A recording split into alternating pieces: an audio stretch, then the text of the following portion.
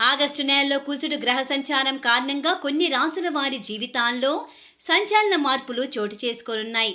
అయితే ప్రస్తుతం వృషభ రాశిలో సంచరిస్తున్న కుజుడు త్వరలోనే మిథున రాశిలోకి రానున్నాడు. వాస్తవానికి కుజుడు ప్రతి 42 రోజులకు ఒకసారి తన రాశిని మారుస్తూ ఉంటాడు. ఈ నేపథ్యంలోనే ఆగస్టు 26వ తేదీన కుజుడు వృషభ రాశి నుంచి మిథున రాశిలోకి బదిలీ అవుతున్నాడు. ఇక మిథున రాశిలో సంచారం కారణంగా కొన్ని రాసుల వారి జీవితాల్లో అదృష్ట ఫలితాలు అందనున్నాయి. మరి ఆ రాశులు ఏమిటి? వాటి గురించి పూర్తి వివరాలు ఇప్పుడు మనం తెలుసుకుందాం. వృషభ రాశి.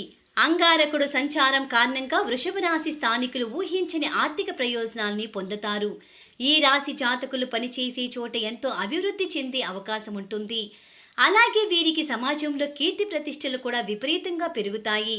గతంలో పెట్టినటువంటి పెట్టుబడులు లాభాలను తెచ్చిపెడతాయి.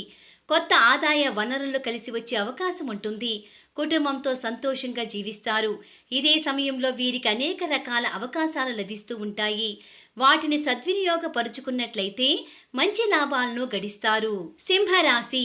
అంగారక గ్రహ బదిలీ కారణంగా సింహరాశి వారికి ఎంతో అదృష్టం వరిస్తుంది.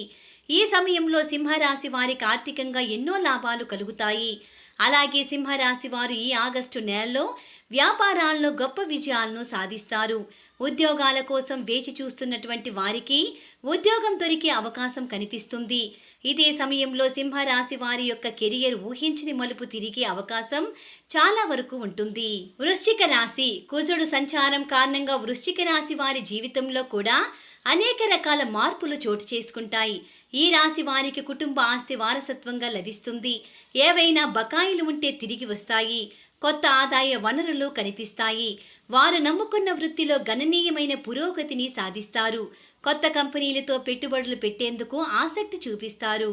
మకర రాశి. కుజుడు వృషభ రాశి నుంచి మిథున రాశిలోకి బదిలీ కావడం వలన మకర రాశి వారికి కూడా అనేక అనుకూల ఫలితాలు కలిగే అవకాశం ఉంటుంది.